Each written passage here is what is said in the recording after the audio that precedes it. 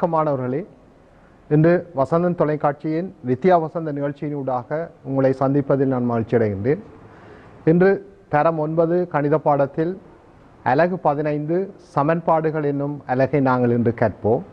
ஆகவே மாணவர்களே, உங்களுடைய பாடநூலையும் பாட குறிப்பு கோப்பியையும் தயாராக வைத்துக் கொள்ளுங்கள்.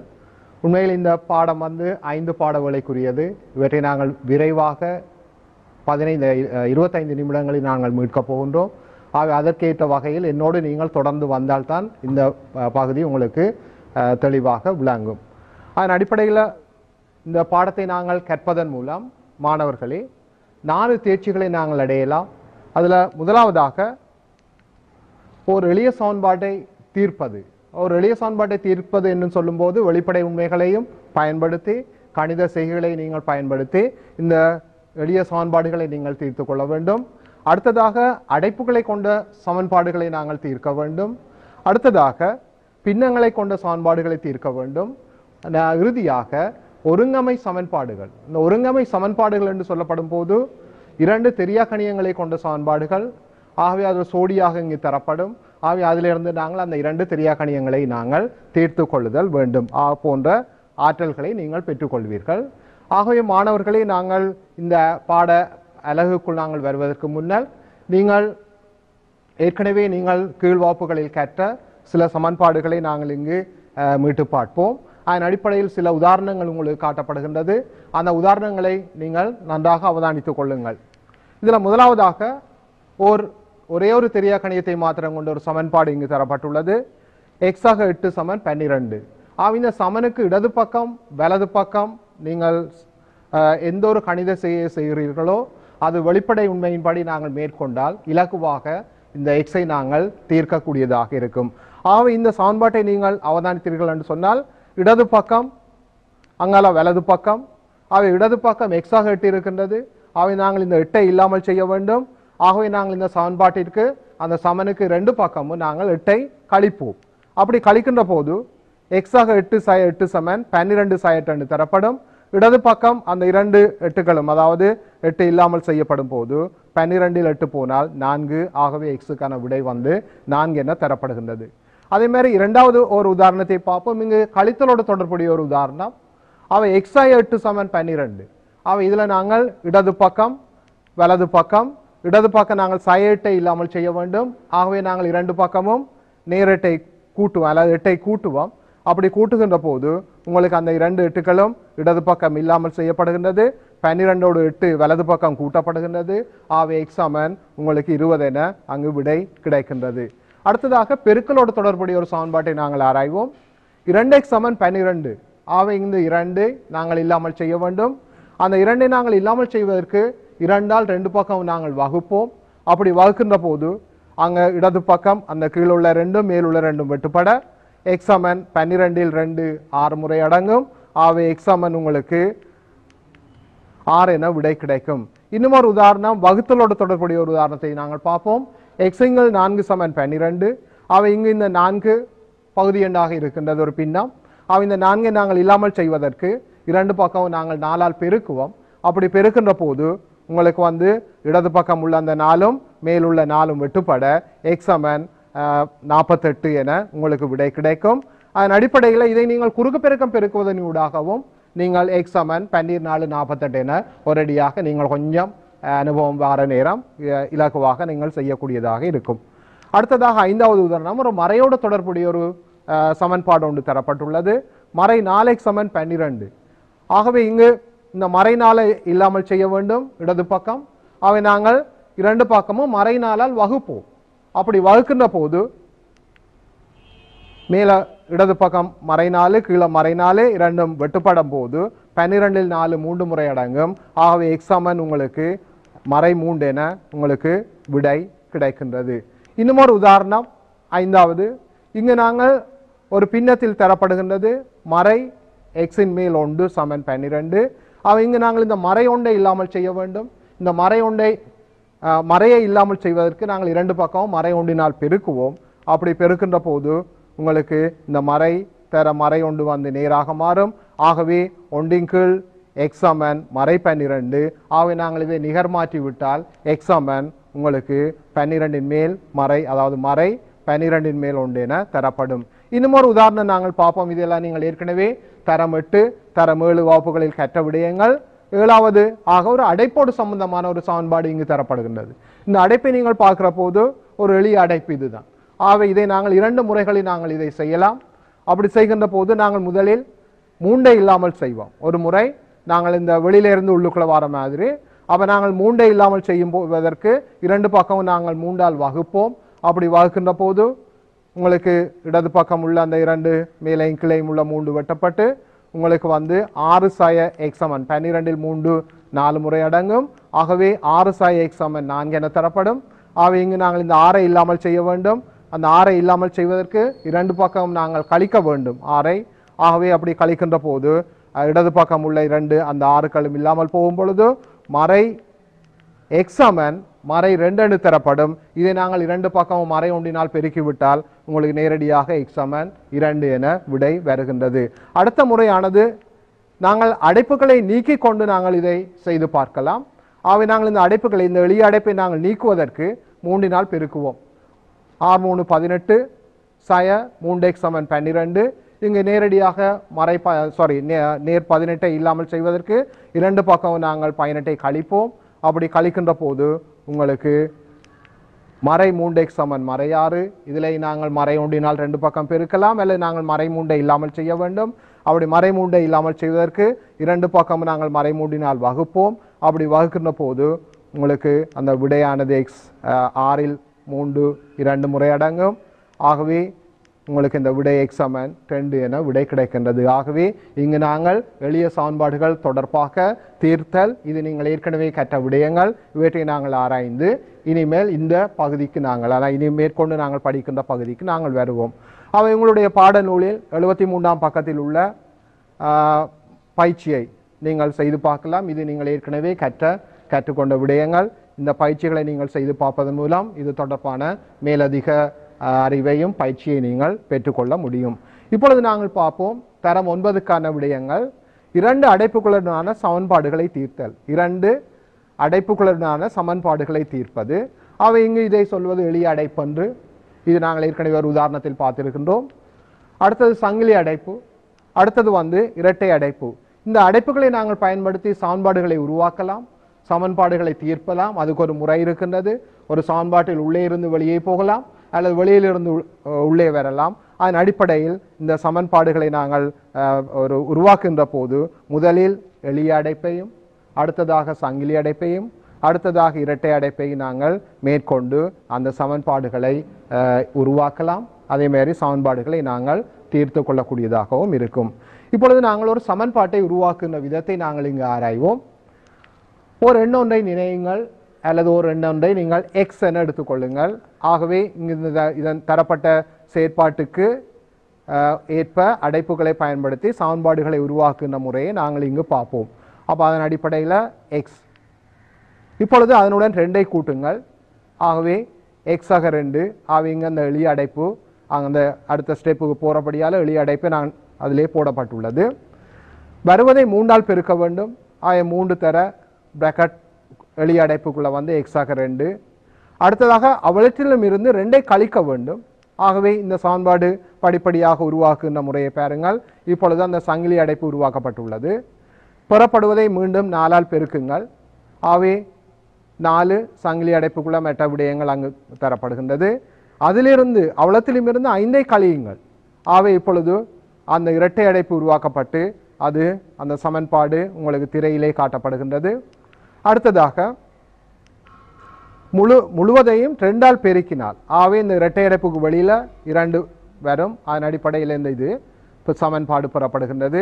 இவ்வளத்தினுடைய விடை வந்து 70ஆக இருந்தால் எக்ஸின் பெருமானம் யாது என்பது இதனுடைய கேள்வி. அப்போ இங்கு நல்லாக உற்று பாருங்கள், ஒரு சமன்பாடு எவ்வாறு படிப்படியாக அடைப்புகள் ரீதியாக கட்டமைக்கப்பட்டு கொண்டு போகின்றது என்பதை காட்டுங்கள், பாருங்கள். அதன் அடிப்படையில் இவ்வளவு சமன் 70 என உங்களுக்கு தரப்படுகின்றது.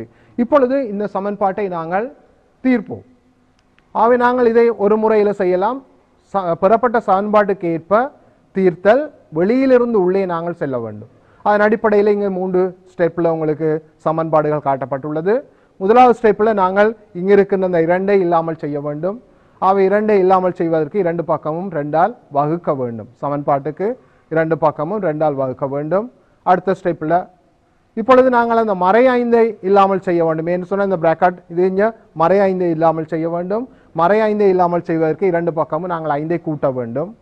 ஆகவே அடுத்த சமன்பாடு உங்களுக்கு இங்கு திரையில் காட்டப்படுகின்றது. அடுத்ததாக இந்த 4 இல்லாமல் செய்வதற்கு 2 பக்கமும் நாங்கள் 4ஆல் வகுப்போம். அப்பொழுது 3 எளிய அடைப்புக்குள்ள x ஆக 2 sin 2 சமன் 10 என்று தரப்படுகின்றது. இப்பொழுது நாங்கள் sin 2 இல்லாமல் செய்வோம். அப்போ 2 பக்கமும் நாங்கள் sin 2னால் sin 2ஐ கூட்டுவோம். அப்படி கூட்டுகின்ற போது இறுதியாக அந்த 3 எளிய அடைப்புக்குள்ள x ஆக 2 சமன் 12 தரப்படுகின்றது. ஆகவே அடுத்ததாக 3 இல்லாமல் செய்வோம். 3 இல்லாமல் செய்வதற்கு 2 பக்கம் 3ஆல் வகுப்போம். ஆகவே x ஆக 2 சமன் 4 என தரப்படுகின்றது. திரையில் பெறப்படுகின்றது. இப்பொழுது நாங்கள் 2 இல்லாமல் செய்ய வேண்டும். 2 இல்லாமல் செய்வதற்கு நாங்கள் 2 பக்கமும் 2ஐ கழிப்போம். அப்படி கழிக்கின்ற போது உங்களுக்கு x சமன் 2 என விடை கிடைக்கின்றது. ஆகவே இது ஒரு முறை. இது வெளியிலிருந்து சமன்பாட்டுக்கு வெளியிலிருந்து நாங்கள் உள்நோக்கி செல்வதற்கு இது ஒரு முறையாக இங்கு காட்டப்படுகின்றது.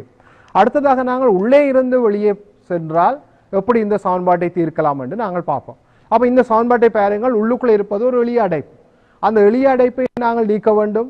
அடுத்ததாக சங்கிலி அடைப்பை நீக்க வேண்டும். அடுத்ததாக இரட்டை அடைப்பை நீக்க வேண்டும். ஆகவே இது படிப்படியாக எவ்வாறு அபிவிருத்தி அடைந்து கொண்டு போகுது என்பதை இங்கு கவனியுங்கள். 3x ஆக 6 sin 2. ஆகவே நீ 6ல் 2ஐ கழித்தால் 3x ஆக 4 சங்கிலி அடைப்புக்குள்ள வருது. இரட்டை எளிய அடைப்பு இல்லாமல் போகப்படுகின்றது. ஆகவே இது 3x ஆக 4 சங்கிலி அடைப்பு sin 5 சமன் 70 என தரப்படுகின்றது. அடுத்ததாக இந்த சங்கிலி அடைப்பை நாங்கள் இல்லாமல் செய்கின்ற போது 12x ஆக 16 sin 5 இரட்டை அடைப்புக்குள்ள சமன் 70. இப்பொழுது 2ஐ இல்லாமல் செய்ய வேண்டும். இரட்டை அடைப்பை நீக்குவதற்காக நாங்கள் 2ஐ இல்லாமல் செய்ய வேண்டும். ஆகவே இதை 2னால் நாங்கள் பெருக்கின்ற போது 24x ஆக 22 சமன் 70 என தரப்படும். ஆகவே இங்கு 24x சமன் 48. அப்போ இந்த சமன்பாட்டில் 22ஐ இல்லாமல் செய்ய வேண்டும். அதன் அடிப்படையில் 2 பக்கமும் 22ஐ கழிக்கின்ற போது 24x சமன் 48 கிடைக்கும். அதன் பிறகு x சமன் 2 என அந்த விடை வருகின்றது. ஆகவே நாங்கள் இதை 2 முறைகளில் நான் இங்கு உங்களுக்கு செய்து காட்டியிருக்கின்றேன். ஒன்று ஏற்கனவே வெளியிலிருந்து உள்ளே வருதல், மற்றது உள்ளே இருந்து வெளியே செல்வது. ஆகவே இதை நீங்கள் இந்த சமன்பாடுகளை தீர்க்கின்ற போது அல்லது அடைப்புகளை நீங்கள் விடுவிக்கின்ற போது உங்களுக்கு இலகுவானது எந்த முறையோ அதை நீங்கள் பயன்படுத்தி கொள்ளுங்கள். இப்பொழுது நாங்கள் தொடர்ந்து இதை அவதானிப்போம். இதுக்கான பயிற்சி நாங்கள் ஏற்கனவே பார்த்த அந்த அடைப்புகளை நீக்குவதற்கான பயிற்சி உங்களுடைய பாடநூலில் 75ஆம் பக்கத்தில் 6 கணக்குகள் இங்கு தரப்பட்டுள்ளன. இதில் நாங்கள் ஏற்கனவே கற்றுக்கொண்ட எளிய அடைப்பு, சங்கிலி அடைப்பு, இரட்டை அடைப்பு போன்றவற்றுடைய கணக்குகள் வினாக்கள் உங்களுக்கு தரப்பட்டுள்ளது. இவற்றை நீங்கள் செய்து பார்த்து உங்களுடைய மேன்மையான வாண்மையை விருத்தி செய்து கொள்ளுங்கள். அடுத்ததாக நாங்கள் பார்ப்போம் பின்னங்களை கொண்ட சமன்பாடுகளை எவ்வாறு தீர்ப்பது என்று. பின்னம் என்று சொல்லப்படும் போது பகுதி எண் தொகுதி எண், அந்த பகுதி எண் தொகுதி எண்ணோடு உருவாக்கப்படுகின்ற ஒரு சமன்பாட்டை நாங்கள் இங்கு உருவாக்குவோம். அப்படி உருவாக்குவதற்கு ஒரு வசன நடையில் ஒரு கணக்கு இங்கு காட்டப்பட்டுள்ளது. ஒரு முட்டை வியாபாரி ஒரு தொகை முட்டைகளை கொள்ளனை செய்து வியாபாரத்தை ஆரம்பிக்கின்றார். ஆகவே அவர் கொள்ளனவு செய்த முட்டைகளினுடைய எண்ணிக்கையை நாங்கள் x என எடுப்போம். இவர் ஒரு இடத்திலிருந்து இன்னொரு இடத்திற்கு வரும்போது ஒரு 20 முட்டைகள் உடைந்து விட்டன. ஆகவே சமன்பாட்டை எவ்வாறு அபிவிருத்தி செய்யலாம்? x ஆய 20. இப்பொழுது அவரிடம் உள்ள முட்டைகளின் எண்ணிக்கை x ஆய 20. அந்த x ஆய 20 எண்ணிக்கையான முட்டைகளை அவர் ஒரு டசின், உங்களுக்கு தெரியும் ஒரு டசின் என்று சொன்னால் 12 எண்ணிக்கை. ஆகவே அந்த டசின் அடிப்படையில் ஒரு பெட்டியில் வைத்து 12ஐ கொண்ட பல பெட்டிகளை உருவாக்குகின்றார். அப்படி உருவாக்குகின்ற போது அந்த பெட்டிகள் எண்ணிக்கையை நாங்கள் கண்டுபிடிப்பதற்கு x ஆய 20ஐ நாங்கள் 12ஆல் வகுக்க வேண்டும். ஆகவே இங்கு ஒரு பின்னம் உருவாக்கப்பட்டுள்ளது. இவ்வளவு மொத்தமாக அவருக்கு 20 பெட்டிகள் வந்தன. ஆகவே ஒரு சமன்பாட்டை எவ்வாறு உருவாக்கலாம்? x ஆய 20 12 சமன் 20 என ஒரு சமன்பாடு இங்கு உருவாக்கப்பட்டுள்ளது. ஆகவே மீண்டும் கவனியுங்கள் மாணவர்களே, ஒரு முட்டை வியாபாரி முட்டைகளை கொள்ளனவு செய்கின்றார். அப்படி கொள்ளனவு செய்த முட்டைகளின் எண்ணிக்கை x. அதை அவர் டிரான்ஸ்போர்ட் செய்கின்ற போது 20 முட்டைகள் உடைந்து விட்டன. இப்பொழுது அவரிடம் உள்ளது x ஆய 20. அதை அவர் 12 முட்டைகள் கொண்ட பெட்டிக்குள் அடுக்குகின்றார். அப்படி அடுக்குகின்ற போது அவர் 20 பெட்டிகள் கிடைத்தன. ஆகவே அதற்கான சமன்பாடு இங்கு திரையில் உங்களுக்கு காட்டப்பட்டுள்ளது. ஆகவே x/20 கீழ் 12 சமன் 20 என ஒரு சமன்பாடு இங்கு உருவாக்கப்பட்டுள்ளது. இப்ப நாங்கள் இந்த சமன்பாட்டை தீர்த்து அவர் எத்தனை முட்டைகளை உண்மையாக கொள்ளணும் செய்தார் என்பதை கண்டுபிடிப்போம். அப்ப அடுத்த இதுல கவனியுங்கள், அவர் பெறப்பட்ட சமன்பாட்டை தீர்த்தல், இது அந்த கணக்கு இங்கு காட்டப்பட்டுள்ளது. நாங்கள் அந்த முந்தைய ஸ்லைடில் எடுத்த சமன்பாடு இங்கு காட்டப்பட்டுள்ளது திரையில். அப்ப x/20 12 சமன் 20. இப்பொழுது நாங்கள் ஏற்கனவே செய்த வெளிப்படை உண்மை சமன்பாடுகளை தீர்த்தல் போன்றவற்றில் நீங்கள் பெற்றுக்கொண்ட அறிவை பயன்படுத்தி இந்த சமன்பாட்டில் பகுதி எண்ணாக உள்ள 12 இல்லாமல் செய்ய வேண்டும். அவை இரண்டு பக்கமும் 12ஆல் பெருக்குங்கள். அப்படி பெருக்கின்ற போது மேலுள்ள 12 கீழுள்ள 12 வெட்டுப்பட்டால் x/20 சமன் 240 என வருகின்றது. இப்பொழுது இரண்டு பக்கமும் நாங்கள் 20ஐ கூட்டுவோம். சமன்பாட்டுக்கு சமனுக்கு இடது பக்கம் வலது பக்கம் 20ஐ கூட்டுவோம். அப்படி கூட்டுகின்ற போது அங்கு இடது பக்கம் உள்ள 20 ரெண்டும் இல்லாமல் செய்யப்பட அவர் கொள்ளளவு செய்த முட்டைகளினுடைய எண்ணிக்கை 260 இருக்குது. ஆகவே ஒரு சமன்பாட்டை எவ்வாறு இலகுவாக உருவாக்கலாம், அந்த சமன்பாட்டை எவ்வாறு தீர்க்கலாம் போன்ற விடயங்களை நீங்கள் இந்த உதாரணத்திலிருந்து கற்றுக்கொண்டிருப்பீர்கள். ஆகவே அன்பார்ந்த மாணவர்களே, இதற்கான சில உதாரணங்கள். முதலாவது உதாரணம் x/5 கீழ் 3, அதாவது 3 மேல் x/5 சமன் 5. 3ஐ இல்லாமல் செய்ய வேண்டும். நாங்கள் ஏற்கனவே பார்த்த உதாரணத்தின் அடிப்படையில்.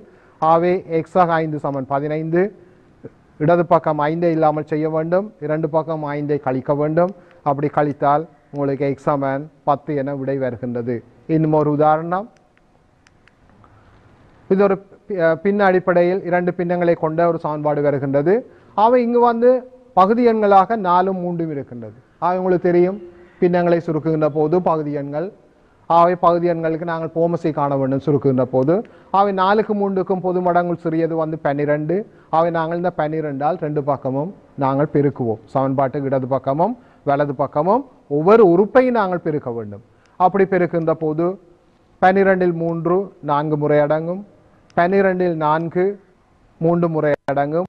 இப்பொழுது 3x மறை 4x, ஆகவே மறை x சமன் 60. அவை நாங்கள் இடது பக்கம் அந்த மறையை இல்லாமல் செய்வதற்கு நாங்கள் மறை ஒன்றினால் பெருக்குவோம். அப்படி பெருக்குகின்ற போது x சமன் மறை 60 என விடை கிடைக்கின்றது. ஆகவே அன்பார்ந்த மாணவர்களே, சமன்பாடுகளை தீர்க்கும் போது ஒவ்வொரு படிமுறையின் செயற்பாடுகளை நீங்கள் எழுத வேண்டிய அவசியம் இல்லை, விவரித்து எழுத வேண்டிய அவசியம் இல்லை. உங்களுக்கு விளங்கிய மாதிரி நீங்கள் இலகுவாக இந்த சமன்பாடுகள் தொடர்பான அறிவை நீங்கள் பெற்றுக்கொள்ளலாம். இதனுடைய விடயங்கள் உங்களுடைய காப்போத்த உயர்தரத்திலும் காப்போத்த சாதாரண தரத்திலும் நீங்கள் புள்ளிகளை பெறுவதற்கு மேலும் படிப்பதற்கு இது உங்களுக்கு உதவி செய்யும்.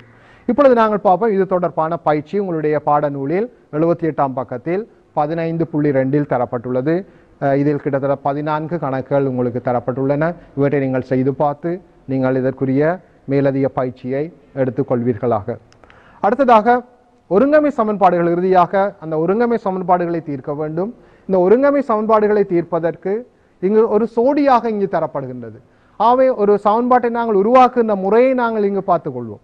அப்ப இரு தெரியா கணியங்களை கொண்ட சமன்பாடுகள், ஒருங்கமை சமன்பாடுகள்ல 2 தெரியா கணியம் என்றால் குறைந்தது எங்களுக்கு 2 சமன்பாடுகள் தேவை. அதன் அடிப்படையில் உதாரணமாக 2 தெரியா கணியங்களின் கூட்டுத்தொகை 9. அத்துடன் அக்கணியங்களில் பெரியதிலிருந்து சிறியதை கழிக்கும் போது விடை 3 ஆயின் ஒருங்கமை சமன்பாடுகளை எழுதி அந்த தெரியா கணியங்களை காண சொல்லி ஒரு வசனத்தில் ஒரு கணக்கு உங்களுக்கு தரப்பட்டுள்ளது, ஒரு வினா தரப்பட்டுள்ளது. இப்ப நாங்கள் அந்த தெரியா கணியங்களை x, y என எடுப்போம். இங்கு x பெரிது y, x greater than y என்று நாங்கள் எடுத்துக்கொள்வோம். ஆகவே ஒருங்கமை சமன்பாட்டு ஜோடிகள் x-ஆக y சமன் 9, x-ஆய y சமன் 3 என அந்த 2 சமன்பாடுகளை நாங்கள் இந்த சமன்பாட்டின் வினாவிலிருந்து நாங்கள் உருவாக்கி கொள்வோம்.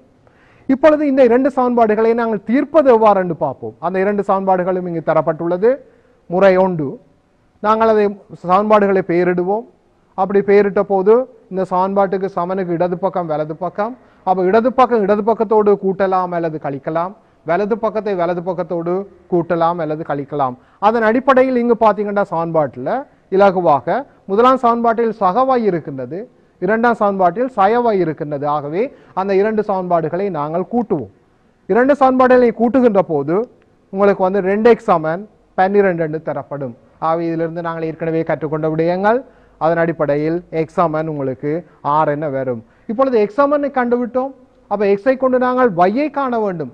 ஆகவே நாங்கள் மேலுள்ள முதலாம் அல்லது இரண்டாம் சமன்பாட்டில் ஏதாவது ஒரு சமன்பாட்டில் நாங்கள் x சமன் 6 ஐ நாங்கள் பிரதியிடுவோம். அப்படி x சமன் 6 ஐ கொண்டு பிரதியிடுகின்ற போது முதலாம் சமன்பாட்டில் x ஆக y சமன் 9, x க்கு பதிலாக 6 ஐ பிரதியிடுவோம். ஆகவே இந்த 6 இல்லாமல் செய்யப்பட்டால் y சமன் 9 சை 6 y சமன் 3 என தரப்படும். ஆகவே இங்கு இந்த சமன்பாடுகள் 3ஐயும் கொண்டு போட்டால் இந்த சமன்பாடுகள் திருப்திப்படுத்தப்பட வேண்டும். இதை முறை 2 பார்ப்போம். பிரதியிடல் முறை மூலம் நாங்கள் இதை செய்வது. பிரதியிடல் முறை மூலம் செய்வோம்னு சொன்னால் முதலாம் சமன்பாட்டிலிருந்து x ஐ கண்டு அதை கொண்டு இரண்டாம் சமன்பாட்டில் பிரதியிடுவது. அப்படி பிரதியிடும் போது பாருங்கள், இரண்டாம் சமன்பாட்டில் நாங்கள் x ஆக y சமன் 3, x சமன் 3 சக y, இதை நாங்கள் முதலாம் சமன்பாட்டில் பிரதியிடுவோம். இதை நாங்கள் முதலாம் சமன்பாட்டில் பிரதியிடுகின்ற போது x க்கு பதிலாக 3 சக y இங்கு பிரதியிட்டு காட்டப்பட்டுள்ளது திரையில். அவை 3 சக 2y சமன் 9, 3ஐ இல்லாமல் செய்ய வேண்டும். இரண்டு பக்கம் 3ஐ கழிப்பாம். அவை 2y சமன் 9 சயம் 3. ஆகவே இதிலிருந்து 2y சமன் 6, ஆகவே y சமன் 3 என விடை கிடைக்கும். இந்த y சமன் 3ஐ கொண்டு நாங்கள் ஏற்கனவே செய்த மாதிரி ஒரு சமன்பாட்டில் நீங்கள் பிரதியிட்டீங்கன்னு சொன்னால் உங்களுக்கு அங்கே பிரதியிட்டு காட்டப்படுகின்ற முறை திரையில் விவரிக்கப்படுகின்றது. அதன் அடிப்படையில் நீங்கள் x சமன் 9 சயம் 3, ஆகவே x சமன் 6 என உங்களுக்கு விடை வருகின்றது. ஆகவே மாணவர்களே, அன்பார்ந்த மாணவர்களே, உங்களுக்கு இந்த உங்களுடைய பாட புத்தகத்தில் 82ஆம் பக்கத்தில் அந்த ஒருங்கமை சமன்பாட்டு ஜோடிகள் ஒரு 8 கணக்குகளும் அதே மாதிரி 2 வசன கணக்குகளும் உங்களுக்கு தரப்பட்டுள்ளது. இவற்றை நீங்கள் செய்வதன் மூலம் இதற்குரிய மேலதிகமான பயிற்சியை நீங்கள் எடுத்துக்கொள்வீர்கள் என நம்புகின்றேன். ஆகவே அன்பார்ந்த மாணவர்களே, நாங்கள் இதுவரை கற்றுக்கொண்ட விடயங்களை நாங்கள் ஆராய்கின்ற போது முதலாவதாக ஒரு எளிய சமன்பாட்டை தீர்ப்பது, ஒரு எளிய சமன்பாட்டை வெளிப்படை உண்மை மற்றது கணித செய்கைகளை பயன்படுத்தி தீர்ப்பது, அடுத்ததாக அடைப்புகளை கொண்ட சமன்பாடுகளை தீர்ப்பது, பின்னங்களை கொண்ட சமன்பாடுகளை தீர்த்தது, இறுதியாக ஒரு தெரியா கணிதத்தின் குணகங்கள் சமனாக உள்ள ஒருங்கமை சமன்பாடுகளை தீர்த்தல் போன்ற ஆற்றல்களை நீங்கள் பெற்றுக்கொண்டிருப்பீர்கள் என நம்புகின்றேன். ஆகவே இதில் உள்ள பயிற்சிகளை நீங்கள் செய்தால் என உண்மையில் விரைவாக நாங்கள் பாடத்த அலகை மீட்டு கொண்டு செல்ல வேண்டும் இனி வரும் காலங்களில். அதன் அடிப்படையில் மிக விரைவாக நீங்கள் இவற்றை உள்வாங்கி அதனுடைய பயிற்சிகளை செய்தீர்கள் என்று சொன்னால் இந்த பாடத்தில் உங்களுக்கு முழு தேர்ச்சி நீங்கள் அடைவீர்கள் என கூறிக்கொண்டு இன்னும் ஒரு வசந்த நிகழ்ச்சியினூடாக உங்களை சந்திக்கும் வரை நன்றி, வணக்கம்.